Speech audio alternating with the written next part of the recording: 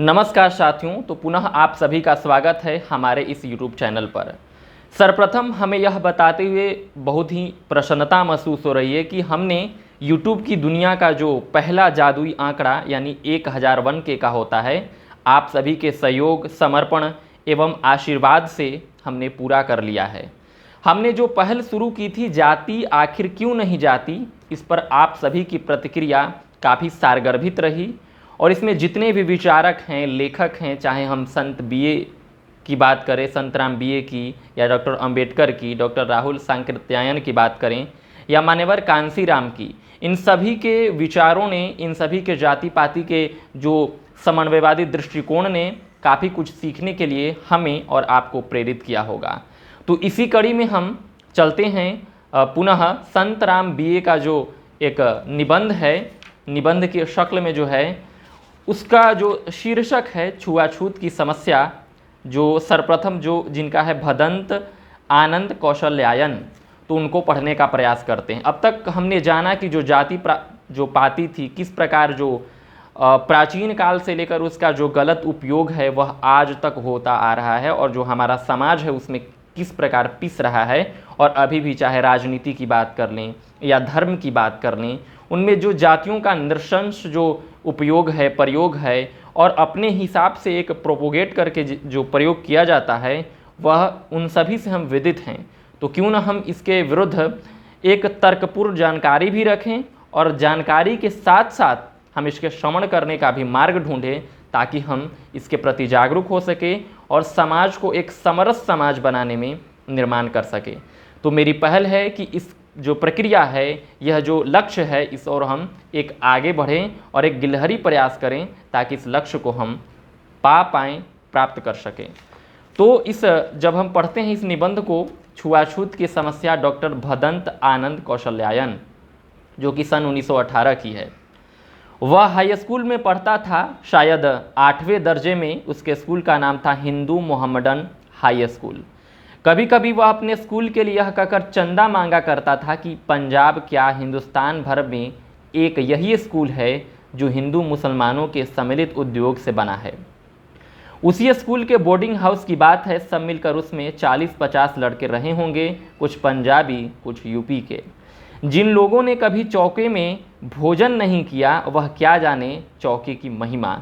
रसोई बनाने वालों को खाने वालों से पृथक करने के लिए एक छोटी सी मेड़ रहती है और खाने वाले को एक दूसरे से अलग करने के लिए 2-2 फीट के मुरब्बे, ठीक वैसे ही जैसे हिंदुस्तान के खेत। यानी यहाँ पे व्यंग्य करने का भी प्रयास कर रहे हैं और साथ ही साथ चीज़ों को बताने का प्रयास कर रहे हैं कि किस प्रकार जो भारत का जो जब भूमि का वितरण हुआ तो कुछ लोगों को बड़े बड़े भूभाग प्राप्त हो गए और कुछ लोगों को छोटे छोटे, उन्हीं की बात करते हैं ये। खाते खाते कभी एक की कहानी दूसरे से जो कूहनी होती है, वह एक की कूहनी दूसरे से लग जाए तो ऐसा होता है जैसे बिजली का तार छू गया हो।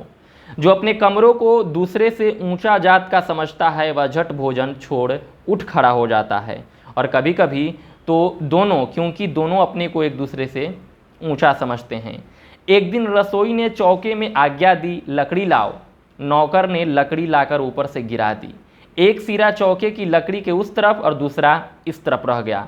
नौकर ने बाहर वाले सिरे को हाथ लगाकर लकड़ी आगे सरका दी। महाराज तुरंत चिल्लाया, चौका छू गया, चौका छू गया। वह महाराज जो सुल्फा खूब पीता था और पैसे रहते जुआ भी खेलता था। नौकर जो जात का कहार था कि हाथ की पकी रोटी तो खाई ही नहीं जा सकती, वह चौके में चला जाए तब चौका खराब हो जाता है। देख रहे हैं किस प्रकार की जो इसमें विभेदनकारी जो जाति प्रथा का जो एक गलत अस्त्र के रूप में प्रयोग किया जा रहा है, एक नृशंस रूप में प्रयोग किया जा रहा है, उसे यहाँ पे दर्शाया गया है। अब है, कहार के हाथ की बिजली जो है लकड़ी के एक सिरे से होकर दूसरे में पहुँची, वहाँ से ज़मीन में घुसी, ज़मीन से बर्तनों के पेंदे में और बर्तनों के पेंदे से लगने में बर्तनों के अंदर की सब दाल सब्जी खराब हो गई, छू गई। तो देख सकते हैं जाति प्रथा की जो घृणित छुआछूत की समस्या है, उसका एक मार्मिक आख्यान है। क्या आपने कभी बिजली का तार छुआ है? एक बार मैंने लड़कपन में आकर रेल के पुल पर का बिजली का तार छू दिया था। हाथ में जोर का झटका लगा। लोग कहते हैं यदि मैं लकड़ी के पुल पर न खड़ा होता तो वहीं राम नाम सत्य हो जाती। लकड़ी में बिजली का असर नहीं होता, लेकिन यह छूत की बिजली तो लकड़ी, मिट्टी और बर्तन सब में से गुजरकर भोजन खराब करने में समर्थ हुई। कितनी तेज रही यह छूत की बिजली, अधिकांश लड़के भोजन कर चुके थे। 18 या 2 बाकी थे। उन सबका भोजन खराब करने का जिम्मेदार हुआ बेचारा कहार, यानी छू जाने के कारण। कुछ नहीं तो 1.5-2 रुपए के मत्थे तो पड़ा ही, गालियां अलग, बदतमीज कहीं का, ऊपर से लकड़ी नहीं फेंकी, फिर दूसरा सिरा जो छू दिया, अब हम क्या खाएं, इसका सिर आदि। लड़कों में कुछ ऐसे भी थे जो छूत छात मानते भी थे और नहीं भी। हम लोगों में भी कुछ लोग अभी भी मानते हैं और कुछ लोग नहीं मानते, तो इसी का उन्होंने वर्णन किया है। तो कुछ लोग मानते थे, कुछ लोग नहीं मानते थे। नौकर के प्रति उनकी सहानुभूति ने उस दिन उनसे न मानने का ही निश्चय करा दिया। 6 जनों की एक छोटी सी काउंसिल बैठी, निर्णय हुआ पूरा जोर लगाकर भोजन किया जाए। 6 आदमी और कोई 18 का भोजन, एकदम दिल्ली जीतने जैसा काम था, यानी एक कठिन काम था। तो लेकिन हिम्मत के बल पर क्या नहीं हो सकता। लड़कों ने हिम्मत और सब भोजन सफाचट चौके की मिर्ची तक न छोड़ी। अब पेट पर बीते सो बीते। शाम को सुपरिटेंडेंट के सामने मामला पेश हुआ। उस महीने रसोई घर के प्रबंध की जिम्मेदारी 6 लड़कों में से ही एक लड़के, इन पंक्तियों के लेखक की थी। सुपरिटेंडेंट ने पूछा, कितने आदमियों का भोजन खराब हुआ? मैं, किसी का नहीं। सुपरिटेंडेंट, लड़के कहते हैं कि 18 आदमियों का भोजन खराब हुआ। मैं, वह तो केवल 6 जनों का भोजन था जिसे हम 6 ही खा गए। भोजन बाहर फेंकना पड़ता तब तो नौकर को सजा मिलती। उस गरीब की तनख्वाह के 5-7 रुपए में से 1.5-2 रुपए कट जाता। अब तो हम लोगों ने उसे पेट में फेंका था। नौकर को अब दंड किस बात का? अपनी होशियारी पर, अपनी शरारत पर, अपनी जीत पर हम बेतरह प्रसन्न थे। छूट छात मानने वाले बुरी तरह छक्के थे। तो देख सकते हैं, जो शेर को एक सवा शेर मिल गया, लेकिन यह जो सवा शेर है वह सकारात्मक दृष्टिकोण की बात करता है। अब 20 वर्ष बाद, क्योंकि ये 1918 की बात है, तो 1918 से 20 वर्ष बाद 1938, इतने दिनों के बाद जैसे फिर उस घटना का पुनर्जन्म हो गया। वह जिला अंबाले की घटना थी और यह घटी गोरखपुर में। पिछले 3-4 महीने से मैं यहाँ श्री महावीर प्रसाद जी पोद्दार के बाग में रहता हूँ। 30-40 शिक्षार्थियों को लेकर एक चरखा विद्यालय चल रहा है। चौके में चमार से चौबे तक सभी शामिल हैं, 2 ईसाई भी। सिर्फ एक भाई हैं जो अपना धर्म डुबोना नहीं चाहते। वह अपनी 1.5 चावल की खिचड़ी अलग पकाते हैं, यानी उस चीज़ का वर्णन करते हैं।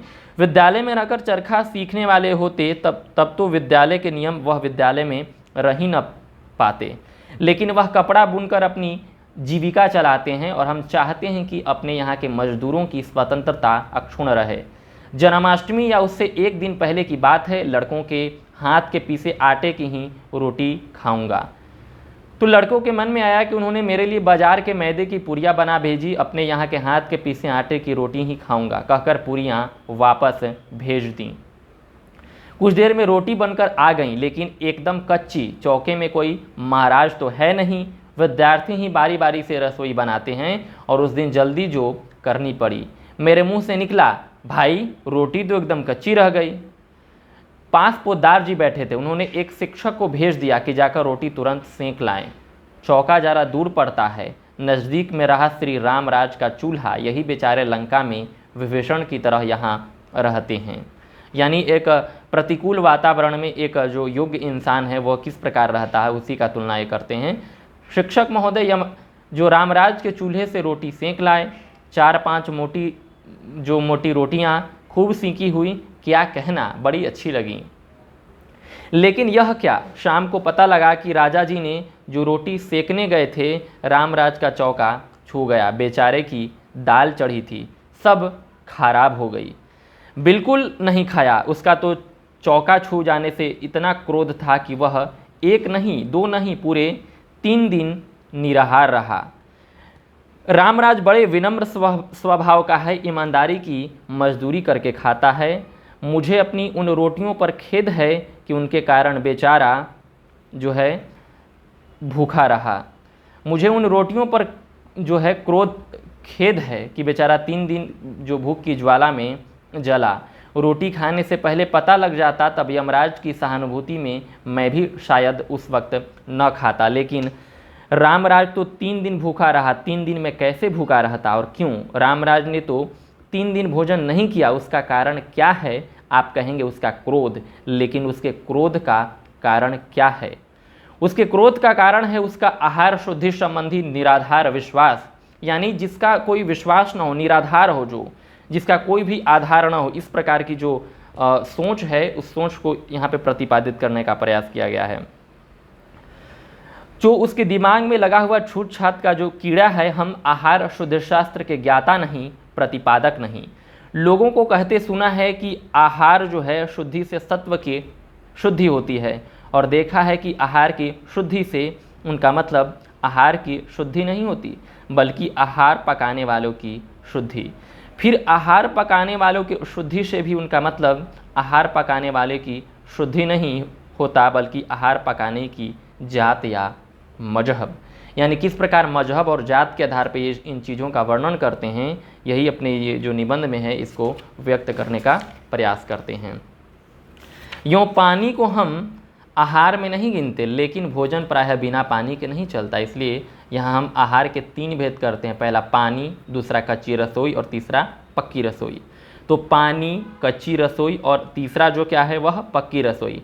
आप रेलगाड़ी में सफ़र कर रहे हैं, प्यास लगी है खूब करारी, आप पानी पानी चिल्लाते हैं, पानी वाला आता है, आप कहते हैं पानी, आवाज़ आती है मुसलमान पानी। आप अपनी किस्मत ठोक कर रह जाते हैं, फिर चिल्लाना शुरू करते हैं पानी पानी। दूसरा पानी वाला आता है, आप पूछते हैं हिंदू पानी, यदि वह कहता है हाँ, आप अपना लोटा आगे कर देते हैं। और हिंदू पानी ठंडा मिला है, हमने तो अनेक बार मुसलमान पानी और हिंदू पानी पिया। यदि वह कहता है हाँ, आप अपना लोटा आगे कर देते हैं। कोई पूछे कि दोनों पानियों में क्या फ़र्क है, क्या मुसलमान पानी गर्म रहा और हिंदू ठंडा पानी मिला है?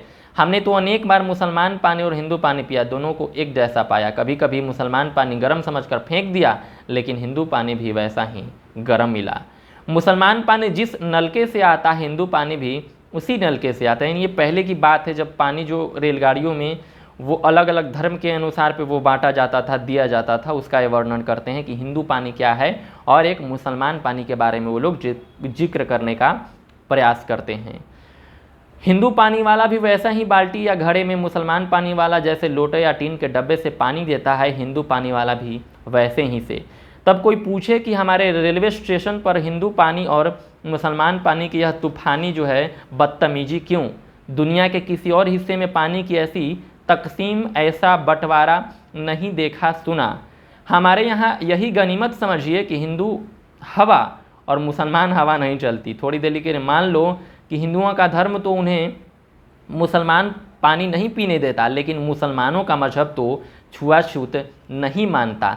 तब स्टेशनों पर केवल हिंदू पानी ही क्यों नहीं रहता? मुसलमान हिंदू पानी न पीते हों सो बात नहीं, वे हिंदू पानी और मुसलमान पानी दोनों पी जाते हैं। हिंदू ही हैं जिनके गले मुसलमान पानी नहीं उतरता। कोई पूछे भाई यह भेदभाव क्यों? उत्तर मिलता है मुसलमान साफ नहीं रहते, वे उसी गिलास से पीते हैं और उसी से सुराही ढक देते हैं, कभी कभी तो बचा हुआ पानी वापस उड़ेल देते हैं।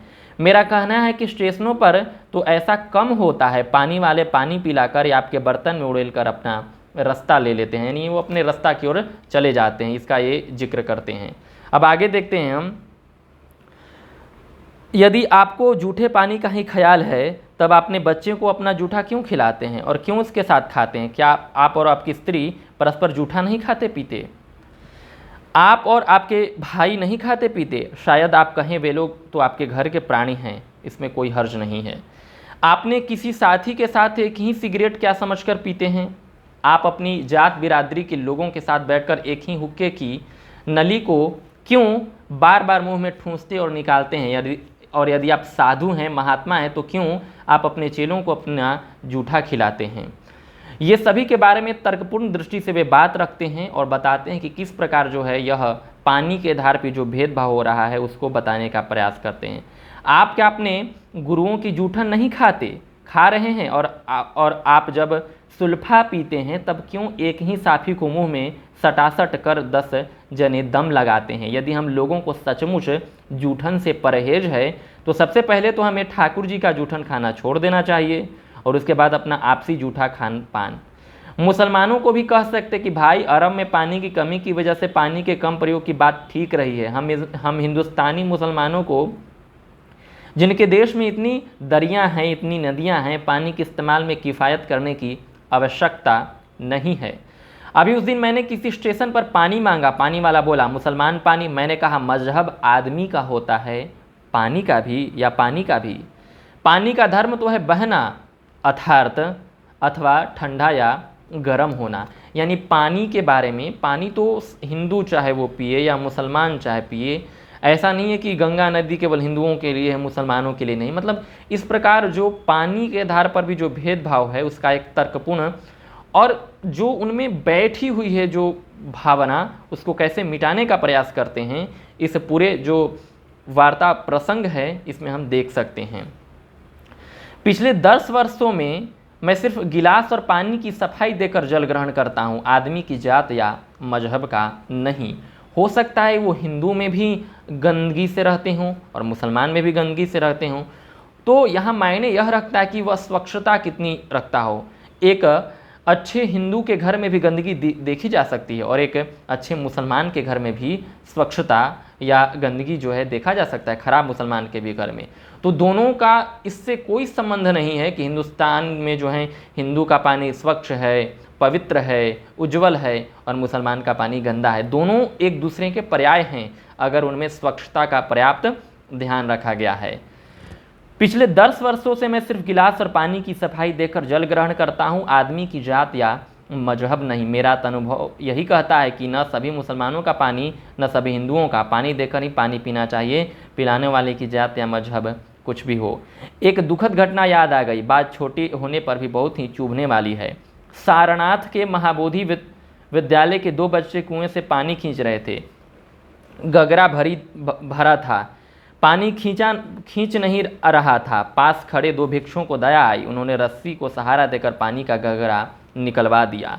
लड़कों ने गगरा निकालकर पानी बाहर फेंक दिया। क्यों? क्योंकि गगरा छू गया था। जरा सोचिए, लड़कों का परिश्रम व्यर्थ गया, भिक्षुओं की सहायता व्यर्थ गई। और इसके पीछे छिपा था कितना मूढ़तापूर्ण अकृज्ञता का भाव, यानी जिसके बारे में जो जान भी नहीं रहे हैं और अकृज्ञ हैं उसका भाव। कोई दया करके हमारी सहायता करे और हम अपने को इतना पवित्र समझे कि उसके छू देने से अपना पानी गिरा दें। तो देख सकते हैं कैसा चल रहा है। अब उन अबोध बच्चों का क्या दोष, उस समाज का जो बच्चों पर ऐसे कुसंस्कार लादता है। हर्ष का विषय है कि हिंदू और मुसलमान पानी का भेद जो है कम हो रहा है, बेमतलब कि यह तमीज़ जल्द जानी चाहिए। तो देख सकते हैं कि किस प्रकार जो पहले के समय में ये घटना तब की है जब भारतीय स्वाधीनता संग्राम के दौरान की ही होंगी या उसके बाद की भी, और इस तरह का जो है भारतीय समाज में देखा जा रहा है पानी के विषय में। तो हर्ष का विषय है कि हिंदू पानी और मुसलमान पानी का भेद कम हो रहा है, बेमतलब कि यह तमीज़ जल्द जानी चाहिए। नहीं तो डर है कि किसी दिन ईसाइयों ने ईसाई पानी की मांग करनी शुरू कर दी तो फिर सिख कहेंगे कि हमें सिख पानी चाहिए, और शायद आर्य समाजी या जैनी कहने लगेंगे कि हमें आर्य पानी या जैन पानी चाहिए। यानी अलग अलग धर्म के आधार पे, अलग अलग संप्रदाय के आधार पे अगर ये लोग पानी की मांग करते हैं तो कितनी ये जो हास्यास्पद विषय है और कितना एक चिंतनीय विषय है, ये दुख करने की विषय है, यह हंसने की विषय नहीं है कि उस समय के दौरान भी इस तरह की जो बातें हैं वह चल रही थी। सरकार क्रांतिकारियों को अंडमान भेजती है, जो है क्रांतिकारियों को नहीं, इन पानी में मजहब और जाति देखने वालों को ही काले पानी की ज़रूरत है। हिंदुओं के लिए मुसलमान और ईसाई गैर मजहब हैं। हिंदू महासभा के प्रयत्नों के बावजूद भी बौद्ध गैर मजहब ही सही, सब हिंदू तो परस्पर एक मजहब के हैं। हिंदू ही हिंदुओं के हाथ का जल है क्यों नहीं ग्रहण करते? मुसलमानों को हिंदू कुएं पर चढ़ने से नहीं रोक सकते, लेकिन वे उनके हिंदुओं को ही कुएं पर क्यों नहीं चढ़ने देते? उस दिन हमारे विद्यालय के श्री अभिलाष कुएं पर पानी भर रहे थे। पड़ोस के एक जनेऊधारी जीव आए और बोले, तुम कुएं से उतर जाओ और हमें पानी भर लेने दो। लड़के ने जवाब दिया, जब तक मैं पानी भरता हूं तब तक आप नीचे खड़े रहें। परस्पर एक को जो है कुएं पर न चढ़ देने का समय आ गया क्या? उससे पहले हम नहीं चेतेंगे क्या? सभी एक कुएं से पानी नहीं भर सकेंगे क्या? लोग पानी ही पीना छोड़ देंगे क्या? नहीं, समान अधिकार के इस युग में सभी को एक समय में एक कुएं से यथा सुविधा पानी भरने का अधिकार रहेगा। अपने को श्रेष्ठ मानने वाले हिंदू भिन्न भिन्न प्रांतों में भिन्न भिन्न जातियों के हिंदुओं की छाया से भागते हैं। भंगियों, डोमों या वाल्मीकियों से प्रायः सभी कोई पूछे क्यों आप साफ जगह को गंदा करते हैं? भंगी गंदी जगह को साफ, अधिक श्रेष्ठ आप हैं या भंगी? पानी यदि नहीं पीना हो तो आपके हाथ का नहीं पीना चाहिए या भंगी के हाथ का? डॉक्टर दिन रात गंदा काम करते रहते हैं, उनके हाथ का पानी आप क्यों पी लेते हैं? इसलिए ना कि वह साबुन से हाथ धो लेते हैं। यदि भंगी साबुन से हाथ धोकर और साफ कपड़े पहनकर पानी भरने आए तब तो आपको कोई ऐतराज नहीं होगा। भंगी को कौन न सही, आप चमारों को ही भरने दीजिए, आप उनको भी पानी नहीं भरने देते। उनके हाथ का पानी पीना तो दरकिनार, उस दिन एक 10 बरस के बच्चे को मैंने कुएं से एक लोटा जल लेने के लिए कह दिया, बोला मेरे हाथ से पानी छुआ जाएगा। जिस हिंदू कौम के लाखों करोड़ों बच्चों को पैदा होने के साथ ही यह सिखा दिया जाता हो कि उनके स्पर्श से दूसरे आदमी भ्रष्ट हो जाते हैं, उनका हाथ लग जाने से दूसरों के घड़े छू जाते हैं, फोड़ डालने के काबिल हो जाते हैं, उस कौम की अधोगति का क्या ठिकाना? वह तो जीवित ही सिर्फ इसलिए है दुनिया में लोगों को गुलामों की कमी न हो। तो किस प्रकार देख सकते हैं, और अभी भी इस तरह की जो भावना है वह छद्म रूप में हमारे समाज में है और हमें आवश्यकता है उन सभी चीज़ों को मिटाएं। आप कहेंगे कि आपके धर्मशास्त्र में लिखा है कि अछूतों से बचकर चलो, उनका छुआ पानी न पियो और उनके हाथ का पकाया हुआ तो खाओ ही न। जो शास्त्र एक मनुष्य को इतना ऊंचा ठहराता है और दूसरों को इतना नीचा कि एक दूसरे को छूने मात्र से अपवित्र हो जाए, और उस शास्त्र को यदि धर्मशास्त्र कहें तो फिर अधर्म शास्त्र किसे कहेंगे? यानी अगर धर्मशास्त्र में इस प्रकार की बात लिखी हो कि किसी के छूने से कोई गंदा हो जाता है, कोई अपवित्र हो जाता है, तो उसको हम धर्मशास्त्र कहेंगे या अधर्म शास्त्र कहेंगे? इसके बारे में कहते हैं, आप कहते हैं कि वे मुर्दार के खाने वाले हैं। क्या कभी सोचा है कि वे क्यों मुर्दार खाते हैं? यानी मुर्दार जो मृत हैं वे इसलिए खाते हैं कि उनको और कुछ खाने को नहीं होता। यानी जब आपके पास विकल्प नहीं होता है तो आप उस चीज़ के लिए विवश हो जाते हैं। उनके पास खेत नहीं होता जिसमें वे साग सब्जी उगाकर खा सकें। उनके पास गाय भैंस नहीं होती जिनका वे घी दूध पी सकें, और उनकी ज़िंदगी बीत जाती है आप लोगों के हल चलाने में, खेत काटने में तथा बेगार करने में। आप उन लोगों को खाने को देते हैं वह जो आप स्वयं नहीं खाना चाहते। पेट की ज्वाला बुझाने के लिए यदि वह कभी कभी मुर्दार न खाएं तो क्या खाएं, और वह तो मुर्दार ही खाते हैं। क्या आपने कभी सोचा है कि आप और आपके साथी जीवित मनुष्य खा जाते हैं? उन ठठरियों में जिनमें लहू नहीं होता, उनसे जब आप लगान वसूल करते हैं, सूद वसूल करते हैं, ज़बरदस्त बेगार लेते हैं, तब वह जीवित मनुष्य खाने से क्या कम होता है? उससे लाख दर्जे अच्छा होता है किसी क्षुधा पीड़ित का मुर्दार खाना। हिंसा की दृष्टि से मारकर पशु को खाने से शायद मरे हुए पशु को खाना ज़्यादा श्रेष्ठतर है। यानी आप उनकी अपनी जो दोगलापन की नीतियों के कारण, जो घृणित नीतियों के कारण जो है, आप उनको जिंदा होकर भी मारने का प्रयास करते हैं, उनको खाने का प्रयास करते हैं, और हम तो मृत को जो खाने का प्रयास करते हैं वो भी विकल्प के अभाव में। फिर आहार शास्त्र की दृष्टि यदि मांस सड़ न गया हो अथवा पशु को कोई रोग न रहा हो तो मुर्दार मांस खाने में वैसा कोई हर्ज भी तो नहीं। आखिर मुर्दार खाने वालों से हम जो इतना चिढ़ते हैं वह क्यों? किसी समय हमारे यहाँ यज्ञों में धर्म के नाम पर गोवंश की बलि दी जाती थी। आज ही हम क्यों गोमांस का नाम सुनते थे? थू थू करने लगते हैं। कृषि प्रधान भारत भूमि में गौ का स्थान सचमुच माता का स्थान है। कृतज्ञता और उपयोगिता की दृष्टि से उसकी जितनी सेवा पन पड़े थोड़ी है, लेकिन मनुष्य का दर्जा भी तो कोई चीज़ है। तो मैं इन चीज़ों से भी कुछ इत्तेफाक रखता हूँ, इन चीज़ों को आगे छोड़ता हूँ, आगे बढ़ता हूँ कि आप तो धोबी का छुआ जो पानी भी नहीं पीते। हालांकि गाय का जो अपना सांस्कृतिक दृष्टिकोण है, उसका जो मानवीय दृष्टिकोण भी है, उस आधार पे आप किसी तर्क के आधार पर नहीं बात कर सकते। तो मैं इनकी बातों से इत्तेफाक यहाँ पे तो नहीं करता हूँ, लेकिन आगे हम करते हैं क्यों? क्या इसलिए कि आप तो कपड़ों को गंदा करते हैं और वह उनके साफ करता है। यदि धोबी आपका छुआ पानी न पिए तब तो आप बात समझ में आती है, लेकिन यहाँ तो उल्टा चोर कोतवाल को डांटे वाली बात है। जनाब, पानी की सफाई की बात को आप नहीं समझ सकते, धोबी ही समझ सकता है। उसे साफ पानी की ही रोज़ ज़रूरत होती है, यानी जब वो कपड़े धोता है तो साफ पानी की जाहिर सी बात है ज़रूरत महसूस होगी। और सुनते हैं आप तो पासी का छुआ भी नहीं पीते, कलवार का छुआ भी नहीं पीते। पासी ताड़ी चुआता है ना, और कलवार शराब बेचता है ना। ताड़ी और शराब पीना अधिक बुरा है। ताड़ी चुआने तथा शराब चुआने का छुआ पानी पीना। और क्या सभी पासी और कलवार ताड़ी तथा शराब का पेशा करते हैं? जो नहीं करते उनके हाथ का छुआ पानी आप पीते हैं? आपको पता है कि मान्यवर डॉक्टर कांशी प्रसाद जायसवाल कलवार जाति के ही रत्न थे, जिनके इतिहास के अनुसंधानों ने अनेक क्षेत्रों में हम भारतीयों का जो है सिर ऊंचा किया है। उनके यहाँ पानी पीने का आपको भी कभी सौभाग्य हुआ है? नहीं हुआ होगा।